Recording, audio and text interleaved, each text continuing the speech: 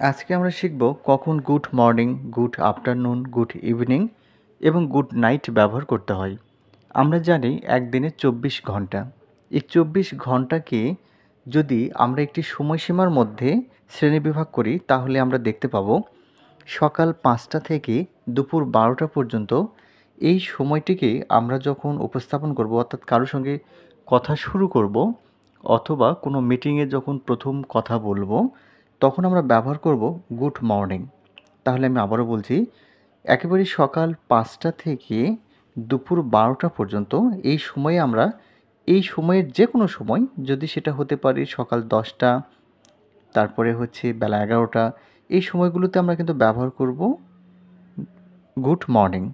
এরপরে যদি আমরা দেখতে পাই দুপুর ১২টা থেকে, অর্থাৎ ১২টার পরে কোনো সময় এবং সেটা সন্ধ্যা ৬টার আগ পর্যন্ত, অর্থাৎ দুপুর ১২টা থেকে সন্ধ্যা ৬টার মধ্যে যে কোনো সময়ে আমরা যদি কথা শুরু করি বা কারোর সঙ্গে যদি কথোপকথন শুরু করি, তাহলে আমরা বলবো গুড আফটারনুন। এবং এই সন্ধ্যা ৬টার পর থেকে একেবারে রাত পেরিয়ে সকাল ৫টার আগ পর্যন্ত এই সময়টিকে আমরা উপস্থাপন করব গুড ইভিনিং হিসেবে। অর্থাৎ যদি আমরা ৮টার সময় কারো সঙ্গে কথা শুরু করি, কোনো ডায়ালগ বা কথোপকথন যদি শুরু করি, তাহলে শুরুতে আমরা ব্যবহার করব গুড ইভিনিং। যদি সেটা রাত ১১টার সময় হয় তবুও আমরা ব্যবহার করব গুড ইভিনিং, এবং সেটা যদি রাত ৩টার সময় হয় তবুও আমরা ব্যবহার করব গুড ইভিনিং। আর যখন আমাদের কথোপকথন শেষ হবে, অর্থাৎ আমাদের কথাবার্তা বলা শেষ হবে, আমরা যখন সেখান থেকে ফিরে যাব, অর্থাৎ আমরা যখন বিদায় নিচ্ছি, এই সময়টিকে আমরা বলবো গুড নাইট।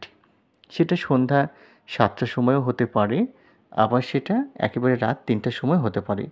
যে কোনো সময় আমরা যখন বিদায় জানাবো তখন আমাদেরকে ব্যবহার করতে হবে গুড নাইট। আর যদি একেবারে রাত ৩টার সময়ও আমরা যদি কারোর সঙ্গে কথা শুরু করি, তখন কিন্তু আমরা ব্যবহার করব গুড ইভিনিং। যদিও ইভিনিং মানে সন্ধ্যা, তবুও রাত ১২টা হোক বা ১টা হোক, যে সময় হোক না কেন, আমরা যখন কথা শুরু করব তখন আমাদেরকে ব্যবহার করতে হবে গুড ইভিনিং।